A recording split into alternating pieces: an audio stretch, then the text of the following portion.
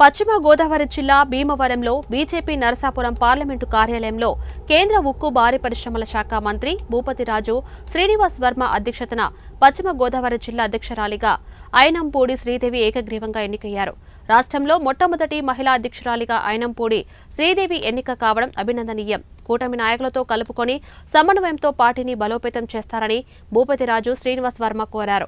తనను జిల్లా అధ్యక్షురాలిగా ఎన్నుకున్నందుకు కేంద్ర మంత్రి భూపతిరాజు శ్రీనివాస్ వర్మకు రాష్ట్ర క్రమశిక్షణ చైర్మన్ పాకా సత్యనారాయణ, నాని తాతాజీ, రాష్ట్ర నాయకులకు, కార్యకర్తలకు శ్రీదేవి పేరు పేరున కృతజ్ఞతలు తెలిపారు. పార్టీ కార్యక్రమాల్లో చురుగ్గా పాల్గొంటూ ఏదైతే ఎన్డీఏ ప్రభుత్వం డబుల్ ఇంజిన్ సర్కార్ రాష్ట్రంలో కేంద్రంలో చేస్తున్నటువంటి అభివృద్ధి పనులను ప్రజల దృష్టికి తీసుకువెళ్తూ ఈ 6 నెలల కాలంలో ఆంధ్రప్రదేశ్కి గతంలో ఏ రాష్ట్రానికి దేశంలో ఇవ్వనటువంటి ప్రాజెక్టులు ఆంధ్ర రాష్ట్రానికి ఢిల్లీ నుండి నరేంద్ర మోడీ గారు మంజూరు చేయడం జరిగింది.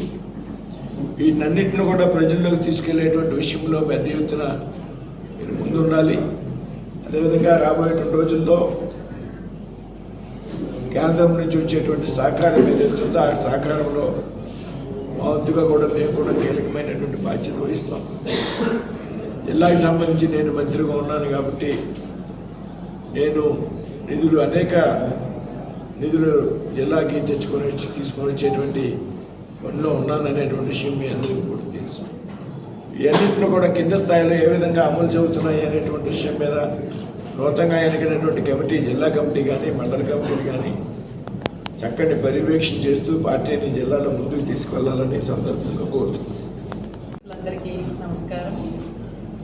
ఉమ్మడి పశ్చిమ గోదావరి జిల్లాలోని మొట్టమొదటి మహిళా అధ్యక్షురాలను వారిని నియమించడం మా జిల్లా వాసులకి, పెద్దల కేంద్ర మంత్రి వర్యులు భూపతిరాజు శ్రీనివాస్ వర్మ గారికి, పాకా గారికి, తాతాజీ గారికి, అలాగే ఎలక్షన్ ఆఫీసర్స్గా వచ్చిన తపనా చౌదరి గారికి, వేమ గారికి, కపతి గారికి, అందరికీ కూడా జిల్లా వాసులకి ధన్యవాదాలు తెలియజేసుకుంటున్నాను.